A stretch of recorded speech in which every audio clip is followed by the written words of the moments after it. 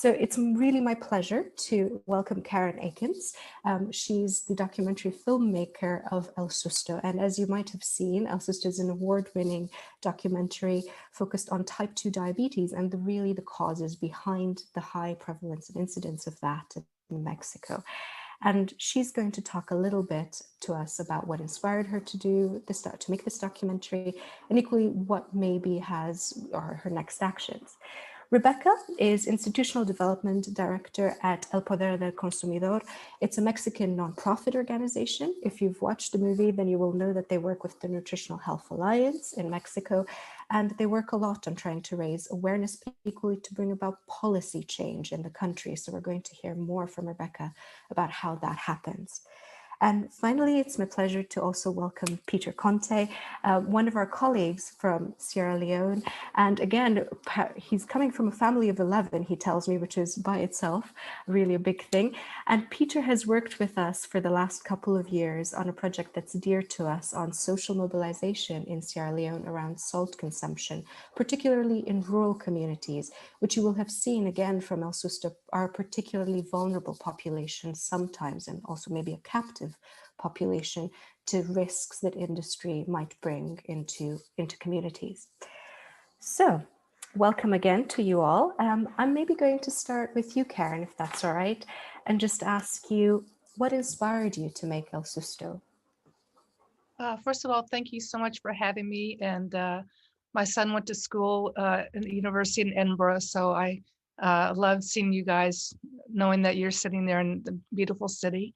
So anyway, thanks so much for having me. So the story of what inspired me is sort of just the story sort of dropped into my lap. I volunteered to go on a medical mission with a bunch of nurses from Vermont, where I live. They were going down to the Quintana Roo area of Mexico, and I sort of tagged along, and I had no idea what I was getting into, but when I was there, I went for a month, and we were on a diabetes blood sugar testing mission, and we were going around and testing various populations for their blood sugar. And I just really couldn't believe what I was seeing, very high levels of blood sugar, people that had no idea that they had diabetes, little children with their teeth all rotted out. It was really a shocking thing for me to see and to learn about. And I felt like I needed to tell other people what was going on. And sort of the more I learned, the more I felt like I wanted to do something, and I chose film as a medium because Mexico is a very beautiful place with wonderful people, and I just felt like if people could see what was going on and hear the story, people would be moved by it. And much later in the process, I did meet people like the El Poder del Consumidor staff, like Rebecca and Alejandro. So it was a wonderful journey to take, but it very much started with sort of on the ground, medical mission that I was volunteering for. Thank you so much, Karen. And just to also ask a little bit, I mean, like you say, it's your first kind of work in that sense, but obviously very inspired and grounded in that local reality. And I'm guessing in that sense, it has been a challenging maybe undertaking for you to do that, to make that. And I'm just wondering, have you faced any pushback during this process or even after it? I think it was a very difficult project, not just because it was my first documentary. I was working in, in a foreign country in a different language. And then in the middle of it, I learned that some of the participants were had gotten death threats and were being spied on by the government. So it's like everything that you can imagine was like challenging, came to bear. But, it just, to me, made it more important to do this story, because the more pushback there was, the more need for counter pushback. So, I felt like the more people could know the story, the more people would have a voice and to tell what was happening to them. So I felt, I did get pushback from the industry, very light. I actually expected more. Maybe more's coming, I don't know. But you know, like I said, but you know, if you're working on something important and you're trying to tell the truth, then it's gonna hurt somebody's profit. They are gonna push back. So that's really not that expected. So but I think the importance of the whole story made me push back through any of that stuff. It really needed to be told, and people all over the world are, you know, it's resonating with them because it's happening in their own countries, and they can see a way through by looking at the Mexican example. They don't just say, well, it's not, we can't do anything about it. I mean, they do have a model now for where they could go with their own country. Thank you. No, that sounds absolutely great. And like you said, it was quite evocative, I have to say, to see so much pushback being directed, even in the movie. And you've made that very clear and transparent for people. And it's really kind of inspiring to see you all standing up against it. So thank you so much. And I think I would like to come to Rebecca, because obviously being involved already for years, I'm guessing, in this kind of fight, I'm just wondering if you have some comments about, well, what is this model that we should be following to really try and engage with these industrial interference and with these processes? Thank you so much. Thanks to everyone for your interest in the Mexican story. I think a lot of what we have been able to achieve has resulted from being inspired by other public health successes in issues of tobacco control, the seatbelts, you know, across the board. And this is one of these issues where, in the end, one of the lessons learned that's been the most important is to prepare for the opposition. That's definitely the case. You have to know that you're up against very strong industry opposition and interference in these processes. And I think one of the things that we most, I think, have learned from this process is that there's no single model. I don't think there's a model, but I do think there's a lot of lessons learned from the process over the years, you know, starting with the push for the sweetened beverage taxation in Mexico that some advocates, some champion legislators, an academician, kind of over the 2008 to 2010 up to 2012, had kind of had individual efforts to try to, you know, say that this would be a very important policy measure. And it really started coming to coalesce around 2012, 2013. And as Karen tells the story, you know, of the advocacy process in Mexico, where a lot of different kind of tactics or strategies started coming more to light of the combination of those, how you could be more powerful as public health advocates. And some of those, of course, have to do with, you know, starting with the science. You know, it starts with the science. You need strong scientific evidence. You need to put that out there, but you need to disseminate it in a way that is communicating with where the society is at in terms of understanding the risks to health of these products and to be able to begin to identify them. And in that sense, what we tried to do with our mass media campaigns with the Nutritional Health Alliance was really to start at the moment of conversation and the level of understanding where society was at. There still wasn't an understanding in Mexico at that time of the harms from consuming soda. You know, even to this day, over 50% of the added sugar in the Mexican diet is coming from sugar-sweetened beverages. Imagine what that figure would look like if we were talking about, you know, 8 to 10 years ago, and then go back to 20, 30, 40 years ago, where that wasn't the case.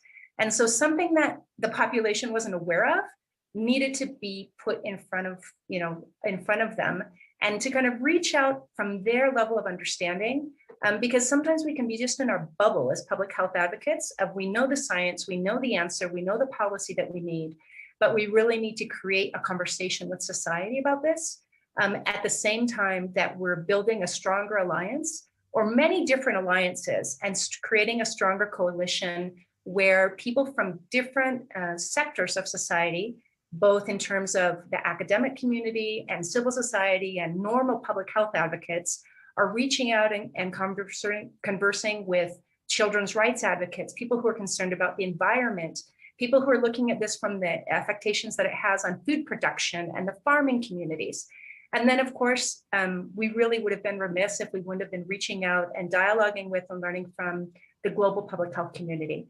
And there were a lot of experts over those years who gave their time and their energy to be on peer review boards of the evaluation of the soda tax, international organizations who spoke out in favor of this and or came to Mexico and spoke in public events. And so that level of networking and dialogue really helped create a new conversation and a new public debate about the harms of sugar-sweetened beverages to health. And those experts on the field talking about the harms and coming from the international global health community really helped do something that sometimes I think happens in a lot of countries, which is that no one's a prophet in their own land. I don't know if that's a common phrase in other places, but we had a lot of people working on the issue here on the ground in Mexico. But it was very important as well for the Mexican media and Mexican advocates to have the support of, and Mexican legislatures and Mexican authorities to be also saying that it wasn't just a bunch of crazy people saying we need a soda tax, that this was going to be the best practice, that this is what scientific evidence was telling us, and that Mexico needed to be one of the first countries to implement this at a national level. Mm-hmm. No, thank you. And that's a very good response. And I might come back a little bit to ask more about that coalition between all of you and how that formed. But actually, I'll want to bring back, and I know Karen's probably turned her camera off just because of the storm outside. We should preface for everybody listening. But actually what's striking about, oh, you're back.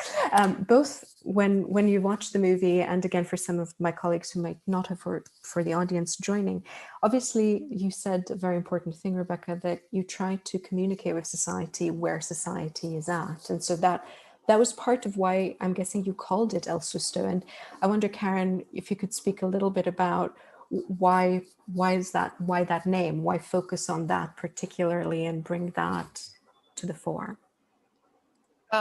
Well, so many times when we were in not just remote Mayan villages, but even sort of urbanized areas in Mexico, and we were testing someone's blood sugar, if it came back high, and you would say to them, I'm very sorry to tell you, but you've got diabetes or pre-diabetes, whatever. And, very often their response was, oh, I got the Susto, and we're like, what? We're just like, I didn't understand that concept at all. And we kept hearing it. And it wasn't really until I was interviewing Dr. Zazueta in Austin in making the movie, and I kind of had this throwaway question where I was, at the end of an hour and a half, I just kind of asked, what's the deal with Susto? And she gave us this very eloquent explanation. And I'm like, wow, that's really important. And, it sort of works both ways. It's sort of what they culturally believe gives them diabetes, but it's also, if you think about it, diabetes is like a processed food shock. It's the whole culture is suffering from the shock of their food systems being destroyed and this influx of processed food. So it sort of works both ways. And I think if you don't understand the disconnect between what people, in their daily lives think that's giving them diabetes and what's, really happening medically, I think you missed the story. So it kind of worked both ways. We had alternate titles, but that one, that one stuck. No, that's great. And actually it brings us neatly, I think, also to some of Peter's work in Sierra Leone. And Peter, I wonder if you want to reflect on some of the social mobilization work that you've been doing, because a lot of times I know you've used very much local language or tried to understand how, again, local communities obviously perceive risk. I know your work is in relation to salt, but maybe you could speak about that. Yes, thanks very much. And to the entire team, I'm sure the Mexico team is doing a very good job, because looking at the examples they've started and doing something for the interest of the people is not like when you want to take a credit for it, but like you want to save and touch a lot of lives around the world, and you want to share a story and a model that this is what I believe and this is how I want to impact others. So I'm sure it's a very good one that they've started. For us in Sierra Leone, I think it started some years ago, but like the government was not like wants to commit themselves into the process, because they think there is not much audience on it. There is not much people to talk about it. And I'm sure it's reached to a point where people said this is quite dangerous and we need to begin to talk about it. And it's no longer like just a silent killer disease, but now it's like it's coming out in the public, and we must show that kind of attention to it. So I'm sure that was how it started, and we started talking about it, and there was a video documentary Kieran and the others did when he was working with VSO, and that one touched government. I know the issue of fight back from the government side is always there. They did that documentary, and for me, that what inspired me so much, because in that documentary they were talking about diabetes and high blood pressure, but the main context of that documentary was on diabetes. And there are a lot of causes, and government is like pushing back that no, we are not like the cause, and because we've established this, we've established that, and there is not much to talk about, because if this is happening, then where is the evidence? So I think when people started talking about it, it becomes a public concern and the government shows attention. So likewise, the social mobilization we are doing in Bombali, in Makini, that's how it started gradually, because the perception, the thing we want to show out, that we want to encourage people, especially when it comes to their diet, to reduce the content of salt they are taking. And for us in Sierra Leone, there are a lot of forms that people do take salt. People do eat salt. So we've discovered that a lot of it is now the fastest cause for stroke and hypertension. And we begin to talk about that. And COMAHS was very emphatic on that one, to see how we can push the issue forward to government, that government will make commitment to that they themselves, they are aware and they want to commit themselves that in the fight. So I'm sure it's not too much different from what the Mexico team is doing, even though they are doing more of diabetes. But for us here, the high blood pressure is a serious case. Though now, because people are talking about it, is now what we are saying, we try to break the silence, because a lot of people have been dying and without diagnosis and to know.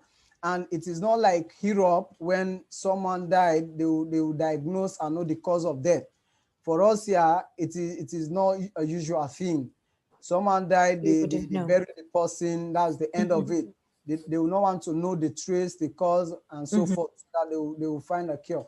So for us, that is what we want to stop. We want to bring it to the light. We want to encourage people to change their diets, and also to come for like a normal routine test, to do their screening, to know if they are a high blood pressure patient. They advise them, and at the end of the day, they like do the exercises they ask them to do, and also to eat the right food and reduce the content of salt they are eating. So I'm sure now government has committed themselves to it, because that's what we are pushing for, that government must hear our voice and should make commitment. And should reply.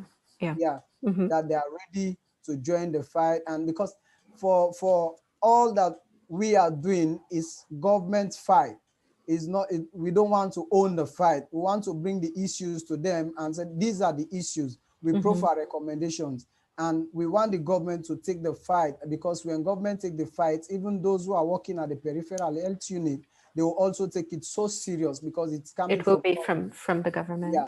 So thank you so much. They've established a secretariat for that, the non-communicable disease secretariat. They have a directorate now. I'm sure they are making progress on that. Brilliant. Thank you so much, Peter. And that's really interesting, because you're very much at that start, right, of that journey that potentially in Mexico is now at a different stage. But that's really, really interesting. I can see a couple of questions coming in via the Q&A. So I'm maybe going to start directing some of these to you all, and then maybe I'll jump back to some of the other questions that I had as well. So I think, let me start with one question, basically. How do you feel that the agenda for change, I'm speaking about Mexico in particular here, how has it been genuinely owned or led by those most affected? So, patients themselves or people affected by diabetes themselves. Maybe to Rebecca, yeah? Sure. I'm not sure that it has so much. I would be remiss to try to speak for someone else, but I think that it's important to note that I don't think that the public health system or the private health system in Mexico has encouraged peer communication, peer understanding, peer orientation, and participatory community models for people to be able to meet and connect. There are efforts like the efforts that Karen was familiar with. There are a lot of community clinics. There are an increasing number of organizations that are like, grassroots, community-based organizations who are not dealing with public health issues, and then discover all of a sudden that they have large groups of their members who are living with diabetes. And I think that there are some groups who participated in the coalition here in Mexico that's called Contrapeso. Counterweight literally is the translation. A counterweight politically and a counterweight in terms of the economic interest of the industry versus the public interest. It's a network that has many different organizations that are that consist of people living with NCDs. And I think that that's an important effort and a very important voice. But to be honest with you, I don't think that has been given yet even enough space, or that there are enough models. There are a few universities in Mexico who are working from a public health perspective, trying to strengthen this kind of community-based participation, trying to strengthen this patient-to-patient conversation, to be able to not only have people have greater information about how to attend to their own condition, whether they're pre-diabetic or living with diabetes or a heart disease, but also whether or not they're being able to take a next step to mobilize and better inform their community, be part of the prevention effort, and to be part of an advocacy effort. I think that that's something that is still fostering and still kind of and still needs to be strengthened more through universities, through advocacy groups, through grassroots organizations. I don't know if Karen, you can speak directly from on the ground from what you saw when you were in the Yucatan Peninsula, and how that works a lot of the times with smaller groups or groups that are sometimes organized around clinics. But I don't think that these groups had much of a voice. I think that they were well represented in the effort for the national policy efforts, but they had a voice from time to time, but I don't think that they were one of the strongest proponents, because they're not one of the most strongest organized yet. Yeah, no, that makes a lot of sense. Karen, would you like to come in on that? Because I think that's quite an interesting topic and question. The medical infrastructure is so undeveloped. It's hard to even explain that people don't even have a local clinic, or their region of the country may not have an ambulance service. And the volunteer work that I ended up getting involved in was actually started by like an American woman who was on vacation down there and heard about somebody dying the night before he died of diabetic shock, and nobody even knew he had diabetes. So this is 20 years later, that area now has an ambulance service, and they have some, clinics, but I mean, there are huge parts of the country, just because and things like COVID, it doesn't help that those resources are so limited that, and that's a problem, that diabetes is a silent killer. Very often you don't know for many years if you're suffering from it. So it's sort of everybody's daily struggles with diabetes sort of doesn't rise to the level of anybody's medical emergency unless they're, having to have a limb amputated or something like that. So, there are efforts, but I think there are, pockets, but, even, as I tried to point out in my film, even people couldn't even afford to be testing themselves on a regular basis because the test strips are too expensive. So, it's just such a huge problem. And, it would be easier to just probably deal with it at the consumption of the nutritious foods and everything than treating it medically on the other end, because, prevention will pay in this case. And they've got a great leader at the national government, the nutrition, institute.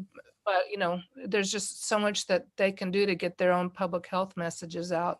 I feel like there needs to be, a change in the culture, but, I'm sure that every year that goes by, there's an improved awareness of people of the harms of sugary drinks and processed foods. But, anything like that takes a while. No, and it takes also, like Rebecca was just saying, the culture, right, of connecting with each other, realizing it is a joint problem potentially that you've not spoken about, like you said, a silent killer. Peter, I wonder if you have any reflections on that from Sierra Leone, like our communities. So you've done obviously a lot of this social mobilization work, and how do communities themselves, or people with hypertension in your case, how do they engage with this process? How do they own the process, if they do? Yes, for us, the most important thing, we engage the people and we allow them to participate from the start of the process to the end. And like most of the ideas, we allow them to think and create something out of their own that we use to reach others. So that is why looking at the way we design our strategy is community-led, community-owned, because these are problems that we train them and we show them the problems, they themselves. What we did for the screening, the 20 people we trained, they were the first people we screened. And out of the first people we screen, from those who have high blood pressure, automatically they know that, oh, people can live with it around us, and this is no longer a secret, that within us people have it, and it's just like controlling your diet, and you make sure you tell others to come for screening, because if they don't have the opportunity to come forward to do screening, they will not know that they have it. But when they come for screening and they are being tested and so forth, so they will now know their diet, they will now know how to control it. So what we did is a two-way approach. We engage the government, we raise the awareness at the local level. So it's both raising the awareness at the local level and also engaging the government at the national level. So we raise the awareness so that we are not saying we redundant those who are selling salt, but we allow the people to make a choice, to make a decision on whether to buy it as they used to or to reduce the quantity. So what we do is to give them the opportunity to make a decision on their own. And like you used to have this quantity in your sauce, but now reduce to this quantity and see how it will help you. And gradually, by reducing that one, they now, the people who are selling salt are now complaining that people are not going much for their product. So because for us, we've not seen the willingness in the government to increase tax or make a policy on that. All the government is doing will back you up. We are willing and committed into the process, and we are going to establish a particular unit within the peripheral unit for screening of people who are high blood pressure and diabetes. And for those with diabetes, there are treatment cards. They do take their records and so forth. But there is no commitment that we are going to put a tax increase on salt or sugar. That one has not happened. So that is why we are raising the awareness at the local level so that people can make a decision on whether to eat too much salt or to eat less. And with the examples they've now seen, that people who have been eating too much salt, most of them have been proved positive of high blood pressure. And now because they've reduced, they've seen the changes, their swollen limbs, their faces, it has reduced. Different. So now they've known that, yes, this is true. And because it reaches us in our local language, we really need to take advantage of it. Thank you so much, Peter. And maybe I'll come back to that a bit later on, because what you've said is something quite interesting about essentially small sellers or vendors, which equally Karen touches on in the film as well, and how they might perceive changes like this. I'm going to ask, so we have a question coming in from Kanike, who's saying, thank you very much for the film, extremely well done. Her question is really about water and the availability of water in Mexico. So in the film, an interesting point is made that communities encourage children to have the sugary drinks because they lack a proper water system. And has there been any progress in that regard? Do you know, or even how is that problem really playing out? I wish that I had. Oh, go ahead, Karen. Both of you. No, I was going to defer to you, so please. I wish we had better news. There's some good things. There's some progress, and yet there's not.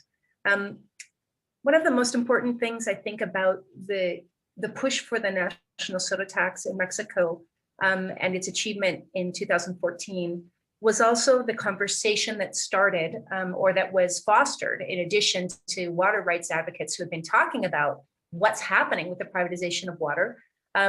Was talking about water access and saying, do children have access starting in schools, right? So if our schools are the place where we educate children about life, about what they need to know, right? And what they should be eating and what they should be drinking. So do we start out also having access to potable water in the school system? And so for those of you who are familiar with the Mexico campaigns to push for this soda tax, there was a conversation around the importance of kids just having access to water and having water fountains or dispensers in schools, and for the money to be earmarked for that to take place. So the bad news is that the Mexican government, legislature, never wants to earmark anything. It's not something that the Mexican kind of system and government is accustomed to. They'd like to bring in all the money into a single bag and then be able to year from year decide where it should be distributed out.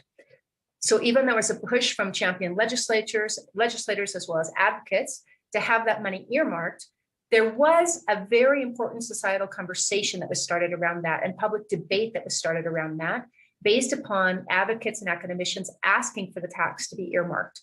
And that meant that there was a national water program for drinking water fountains in schools that was started. There was an actual earmark that was put in the federal budget for 2 years running to be able to sign money. And then advocates had to come out again and say, where are the drinking fountains? Like, you assigned the money, now where are the drinking fountains? Because it's not something that, even with all of the realities of limited infrastructure, insufficient infrastructure in schools, there wasn't the capacity to necessarily give this the prioritization that it was supposed to be given. So a huge number of water fountains and dispensers were established in new primary schools and in a whole series of primary schools across the 3 regions of Mexico with that national program. And we know that more children had access, but that doesn't mean that they were necessarily receiving it with good hygiene. It doesn't mean that they were necessarily that now they're in maintenance again. Well, now with the pandemic, that's not the case because people aren't going to school physically. But it's not an issue that's been resolved. And it's part of the continual push that needs to be made by advocates and by academicians and by children's rights defenders to continue to have this conversation on the table. There's also a push in Mexico for anyone who's ever interested in more information to have the passage of a national water law, which also would end up establishing the right to water, the right to free, quality, potable water universally for Mexicans as one of the issues for water rights protections. And there's been huge pushback from many different industries, not only the food and beverage industry, but also other industries that are involved in, directly involved in agricultural production and energy, as they're wanting to continue to have their private concessions and to be able to continue to, this word in Spanish is acaparar, to like keep their hands on, and to make sure they have control of the water supply. And so it's a major issue and not an easy one in terms of all of the different economic interests that are involved, that are creating and have for decades now had a head start on talking about the right to water and the importance of the right to water and potable water for all people across all society. And it's a very important issue also in terms of just contamination and pollution. One of the things that we're seeing increasingly, and I'm sure that many of you are aware of, is to what extent, three of the largest companies, transnational companies in the food and beverage industry, are three of the biggest polluters with PET worldwide. And that's because of the amount of bottled sodas in Mexico, bottled sodas, bottled drinks in general, and also bottled water that people are having to buy because they don't trust the water, either because they shouldn't or because they don't know if they can. And so it's a major issue that we continue to address. No, that's brilliant. Thank you so much. And that explains a lot. And again, I mean, it's very understandable why mothers in those situations would obviously go towards that. So we have a question from Alistair Ager, who's actually our RUHF director. So Alistair, we will unmute you to ask the question, and I'm hoping one of my colleagues is doing it now. Let's see, I think it's questions for Karen, actually, very specifically. Yeah, thanks ever so much. It is for Karen, but I wanted to reflect and thank Rebecca and Peter for sharing around the public health messaging. But the question, Karen, for you is really about the film and the cinematography of the film, essentially. I've been really struck this week as I've looked at various animations and other videos that we've used, how important the feel of a film is. And in my written question, I don't know if you've seen it, I just felt this was much more filmic, much more visually compelling than I was expecting from a documentary. And I wondered how conscious that was with the team that you were working. I mean, it's a beautiful opening sequence in terms of the Day of the Dead. It's very compelling. And I'm wondering if this is sort of public health messaging growing up a little bit in terms of its recognition of the importance of communication beyond a key message and sort of slogans to something that is genuinely evocative in terms of the full senses. So I'm partly just thanking you, Karen, for the vision of yourself and the team in producing something so visually compelling. But I assume you think that visual compellingness is not unrelated to the issues we've been talking about, that Rebecca was talking about there, about ways of communicating, the ways of influencing. So I just wonder about your reflections on how the film feels and how you wanted it to feel. Well, thank you for the question, Alistair. I think I was always so overly conscious of how in the world I could get normal people to sit there and watch a movie about diabetes. You know, it just sounds like a subject that may not be enticing. So I think I went maybe, overboard maybe, and just throwing out eye candy, beautiful Mexican culture, parades. I really wanted people to get immersed very quickly into the beauty of the country and the beautiful people that lived there, and then pull them into the story about diabetes. So that was done very consciously. If you're only going to make one movie in your life, you should try to make something that people actually want to watch. So I think it was my my film friends telling me, no, you can't just have people in clinics. You've got to pull them into the culture. So it was my first film, and I got lots of good advice from people about how to make it more cinematic. Even the name El Susto, they wanted it something sort of cinematic. So instead of, it's all important, because if you want people to be emotionally moved by your message, and that emotion is going to be what translates to action on the ground. It's maybe change policymakers' minds. You've got to do everything you can sort of emotionally to pull people into the story. And so if you thought it looked pretty, that makes me very happy, and I probably kept a lot of people watching when they might not have thought it was something that would be an interesting topic. Thanks so much, Karen. I very much so feel so. Thank you. Thank you so much. And I don't know if maybe Rebecca wants to come in and maybe comment on the public health messaging part of Alistair's question there, or other bits. Oh, I just I just want to also send a shout out to Karen, because I think, Alistair, your commentary is very, very spot on. We had produced a previous documentary in Mexico called Dulce Agonía, Sweet Agony, the toll of junk food. And we suffered with that very same issue. How do you get people to watch an hour or an hour and a half about an issue that is so troubling and so concerning, particularly if in Mexico, and I don't know to what extent this happens in the countries where you all are originally from or reside in, if you get in a room these days and you ask people to say, how many people who are here today, have someone in their family or your immediate circle who's living with diabetes? I used to ask that question 20 years ago, when I was working, in communities here in Mexico, and the difference of asking that 20 years ago versus asking it today here in Mexico is terrifying. And people prefer not to talk about it and not to think about it many times. And I think until you start the conversation and you have people talking about it, right, that's when you can get more people mobilizing about it.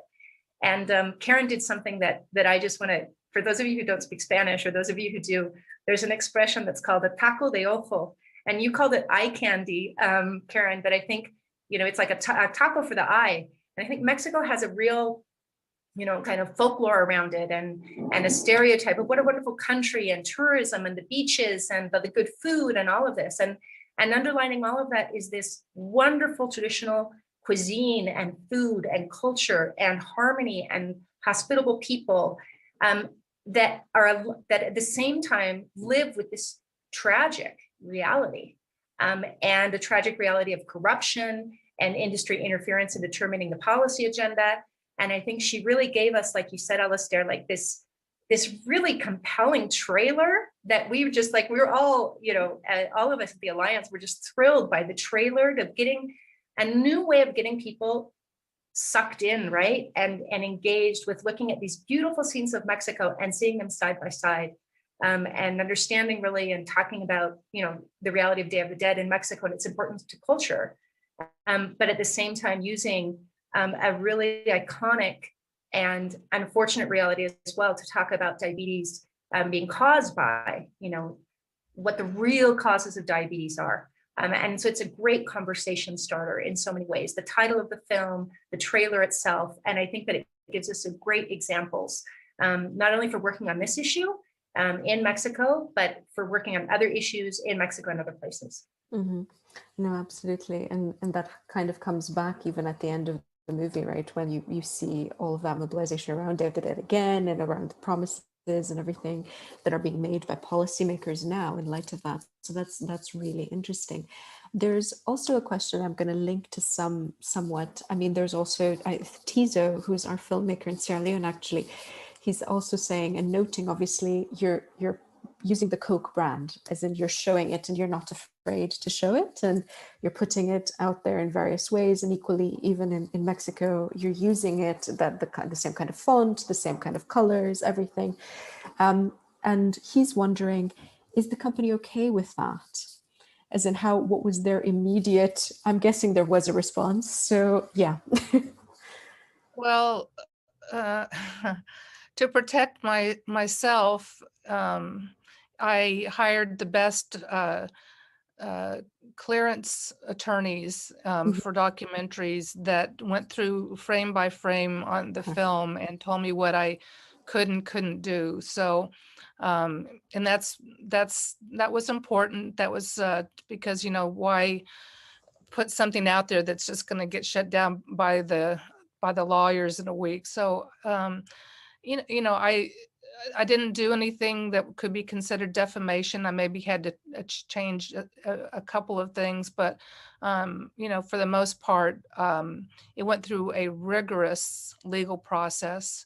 People can always sue you, even if they don't have a basis. But, I talked to a lot of people that have been going after Coke for a long time, and they have a culture of not suing. I hope they're not watching and don't change that. But I mean, I did discuss that. But even our logo for the movie incorporates, is sort of a parody of the Coke logo, but parody in the United States is protected free speech. So, I'm luckily we have yay free speech. So. Yeah, well, there we go. That's a good one. Right, I'm going to encourage people to post any more questions that they might have, but if none are coming in, I want to end on two. So one, I would maybe like to hear a bit more from Rebecca, just on the situation now in Mexico, what the successes have been, particularly following the tax, and then equally maybe it's inspired other action. And maybe I would like to end on a topic that you've all spoken about in one way or another, which is this coalition of diverse groups and people, whether it's communities, filmmakers, policymakers, others kind of coming together. What are the real opportunities and future around that? But Rebecca, first to you, and then I'll go to all of you for some closing remarks on that. Thank you, Karen. There's exciting news from Mexico. It's quite fun to be here on the ground. In the first 2 years of soda tax implementation in Mexico, of SSB soda taxation, in the first year alone, SSB consumption decreased by 6%. But by December of the first year, that reduction was actually at 12%. The poorest households are the ones that saw the largest reduction, with an average decrease of 9% in the first year. But by the month of December of that first year alone, it was at a 17% reduction. So there's an immediate impact that was seen in 2014. And these are the results of peer-reviewed evaluations that took place that were led in large part by the National Institute of Public Health here in Mexico. At the same time, the purchase of untaxed beverages, such as water, increased by 4% in that first year alone. And by the second year of implementation, there was a 9.7% reduction of purchases of SSB nationwide and an increase of 11.8% in the purchase of untaxed beverages. So that substitution effect was immediately seen. And I think that, that's one of the most important things, I think, in terms of, not only talking about the reality of the stigmatization of this category of beverages that are clearly addictive, are clearly causing public health harms, both immediately and with long-term, risks and effects. But we're also seeing then a policy shift in the sense of, thanks in large part to a new administration here in Mexico as of 2 to 3 years ago, that has shown even greater interest in looking at the recommendations of scientific-based policies for obesity prevention to promote better health for the population. There's also now been passage that was first passed under the General Health Law by Mexican Congress, and then implemented by the executive branch almost in parallel, new front of package warning labeling. And this new front of package warning labeling that went into effect in October of last year, and now is starting its second phase of implementation as of April 1st. So just in a couple more days, is now nationwide. Now, wherever you go, where there's an excess of sugar, salt, fats, trans fats in a product, that you will now see on the shelves of Mexico all of these products, like in Chile and like in Peru, who kind of set the groundwork for all of this, to have a warning label here in Mexico. And something that's very exciting about the Mexican label is that it has two special legends or two special banners that you don't see yet in other labeling efforts like this. They're innovative, is that there's a new label that is warning society about the potential harms and risks of artificial sweeteners for children, as well as the risks of consumption of caffeine for children. And so this is now implemented nationwide, and it's harmonized in the sense that this also means now that beverages, as of stage 2 implementation starting in April, that also foods and beverages that have that labeling now have restrictions on the types of advertising they can do and whether or not they can include characters on the packaging. And it also means that these types of products, when we do return to school physically, which we all hope in your countries and all of us will be soon enough with protections for children, that these types of products that have the label will not be able to be sold or offered or provided in school canteens or as part of the school breakfast programs or the school lunches or sold at the little cooperative stores like we have in Mexico. And so that's the big, most exciting kind of parallel process that is allowing Mexico to take another huge step forward in having an integrated comprehensive policy package. And then most recently in Oaxaca, in the state of Oaxaca in southeastern Mexico of last year, local advocates, people, teachers movements, people concerned about public health actually put forward an initiative with a legislator who became the champion of this effort to prohibit the sale of junk food to minors in stores and in schools. And this is receiving a huge amount of industry pushback, but it's something that is very, very innovative and very important in one of Mexico's poorest states, and that actually has one of the richest, traditional cuisines, access to fresh fruits and vegetables, production locally in many of those municipalities. And so it's exciting to see these huge pushes come forward. Mm-hmm. But they're all receiving industry pushback, and that's a whole nother conversation. Yeah, but it's exciting to hear that it's inspired all of this movement, and especially also it's strengthened, it sounds like, that evidence to policy kind of channel, if you like, that has existed, but maybe you've catalyzed a little bit. Surrounding that, there's actually a question I believe Jimena has, and potentially the role of documentaries, particularly. Jimena, I don't know if you want to go live. Hi. Sorry, I have the privilege of turning on my camera. In connection also to Ibrahim's remark about how we should, that it's such a helpful tool, a documentary, to create the public awareness around the issues and stimulate public policy debates. So I really want to thank you, and also it's been amazing to watch, and it really shows the power of documentary as a way in spreading the message. And I can even recall with hindsight now that in 2016, South Africa actually introduced the sugar tax as well, which was absolutely great. And it's all following from this, these activities locally and the documentary, I'm sure. So I was wondering how can integrate documentaries in stimulating our work and raising issues. What would be your advice on that, Karen? Well, I think there are documentary filmmakers in a lot of different fields that are working with people in the scientific community to help amplify their research. And it's such a a scattered effort, it's people here and there, but there are so many that are being made that are scare tactics, very poor science behind them. There's no the problem is there anybody can pick up a camera and make one now, and they're not maybe going to have the same levels of evidence that other ones do. So I think the community itself, these food films, there are a couple of them that are just really horrible out there. That I think that it's important for the scientists to be open to working with documentary filmmakers. In this case, people were very generous with their time and knowledge, and helped when I was struggling to tell a certain part of the story. They would correct me, or we went back and forth and made sure that we had everything accurate. So I think having researchers and the academic community more comfortable working with filmmakers and not seeing them as some enemy that's trying to do a gotcha movie, but are trying to help them.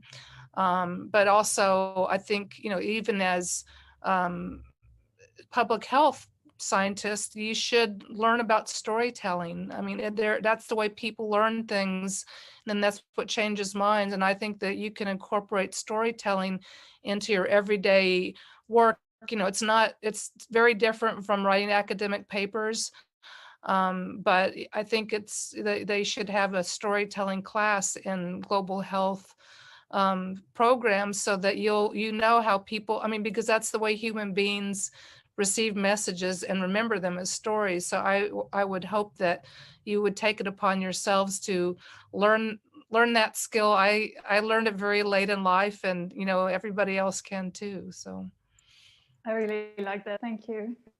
Thank you so much, Karen. And I believe we're almost on time. So actually what I'd like to end on is just to ask all of our panelists for maybe one reflection or one key lesson that you want to impart with our audience or with anybody listening in about, you know, how the importance of working together between academia, between advocates, documentary filmmakers, any reflection that you might end. And I might start with Peter and then go to Rebecca and then give you the last word, Karen. Peter, do you want to go first? Yes. Working with diverse professions, I'm sure it's really helped because, like working with filmmakers, it helps you from the community level to show what you have been doing, and also for other people watching the documentary or the film to learn exactly and see how they can change. For example, when I watched the documentary from Mexico, there is a lot that I pick from that. And so working from different professions, it had value to what we are doing. And the other thing I just want to say, for us in Sierra Leone, we are privileged because we are small in number, just something around 7 million. So campaign or raising an awareness on something easily creates attention because you use the national television, it's reach everywhere. So at the end of the day, government will listen and so forth. But what we are able to really, the opportunity we are able to really seize is that government is willing to listen and see how they can make a change. Because if they don't create the change, we'll keep talking about it. And you know, sometimes if government didn't want people to begin to pound on them on certain things, because you know our politics in Sierra Leone is very critical. The opposition might take that one and use it against you because you are not able to handle this situation when it was out. So we are sure we use that opportunity and we are creating a change. But one thing that struck me when we are doing the documentary, someone told me, say, you know that even if I eat a bag of salt, I will not know that I've eaten a bag of salt because I've lost the sense of taste. He said, because government should now put a tax increase on alcohol rather than salt. I asked him why. He said, because the more alcohol people take, the more it endangers their sense of taste. He said, so now eating too much salt for them, it will not sound anything because they don't even taste it. So for me, that one strike me that it's also another thing we really need to increase, because like Sierra Leone, we don't even have an alcohol policy, neither a law talking about it. So for us, it's really also one factor that people are eating too much salt, but they don't even realize it that they are eating too much salt because they are also taking a lot of alcohol. So that one is striking. But really working with a team, and especially the community people, it's also give them that sense of importance, that they are important in society and people are ready to reach on to them to know their problem, and people are ready to talk about that problem. And one of the things also I want to share, that for us, we've succeeded that many people are now coming out for screening, which was not like that before. So that one for us is an opportunity and it's a strength for us, because the more they come out, the more they detect their problems and the more they are ready to work towards reducing the content of salt they eat. Thank you so much, Peter. And that's such great reflections. And equally, thank you for the work you do. It's very important and we're really grateful for it. Let's go over to Rebecca, and any last remarks from you? Sure. I think that in terms of what we've learned or what we tried to put in practice, in terms of coalition building or alliance building or seeking a stronger voice, seeking a more collective voice. We, as a consumer rights organization, we were really looking at the issue from the very beginning, as a consumer rights issue. What's in our food? Do we know what's in our food? Is it making us sick? Is it making us sick without us knowing? Are we being informed by a label that's the most effective? Are we knowing what the sugar content is as a society, whether or not we're, looking at the actual, specific figures, but are we understanding that, we are transitioning to an ultra-processed reality where that's what's most available and that's what's most accessible? And are we knowing what that's doing to us? And then unpacking that and saying, but then who else would be concerned about this? Well, children's rights organizations should be concerned, and water rights organizations should be concerned, or advocates. And people who, like I said before, farmers are worrying about nutrition, the medical health community, the public health community. Like there are larger ways to look at this, and all of the angles that are possible should be explored. And the conversation with those different parts of society can not only make you a better advocate because you're understanding the issue more, but you're also then be able to create a stronger voice. And what we've also learned a lot, I think, and I can't speak for everyone, but that it's sometimes not a single coalition, right? People aren't always going to be in agreement on everything. But then there are development advocates that are concerned about the issue of inequality, whether that's health equity issues, or whether they're concerned about fiscal policy reform, or whether they're addressing issues of food subsidies or general budget distribution and issues of transparency or corruption. That every door you knock on, right, to talk about how the angle and how this multifaceted problem can be addressed from a systemic perspective, not only strengthens your vision and your understanding of it, but then allows you, when you're dealing with a different issue or a different policy perspective, to create, like a larger concentric circle of who you're working with, of who you're learning from, and who's coming to the table and talking about a policy measure when then it becomes more and more relevant to them. And I think that that's one of the things that we most learned. And I think one of the things we also learned is that there are a lot of members in the academic community, in the academic communities that are out there, that are very conflicted with the interest of who finances them, who are very conflicted with the interest of what their university policy is. Many times they're restricted in their voice or how they can support a policy initiative, but they have other ways that they can help. And when sometimes they're restricted by their kind of the bureaucracy or the infrastructure of the university, but that doesn't mean that they can't be contributing their science, and they can't be telling you that their article's coming out and that it can be used for something. Maybe they won't be able to speak publicly, but that many times there aren't enough connections with the different members of the academic community who aren't conflicted by that financing, who aren't conflicted by their economic interests, but that who can also be very strong and important allies in this process, and who are wonderful spokespeople to be able to disseminate the science and to be able to tell us what's metabolic disease, what is that, and how do we unpack it, and why is sugar addictive? There are a lot of journalists who are interested in that as well, and they need to not only be hearing it from advocates who also are talking about the science, but to hear it directly from the scientists and from people who have the evidence on hand.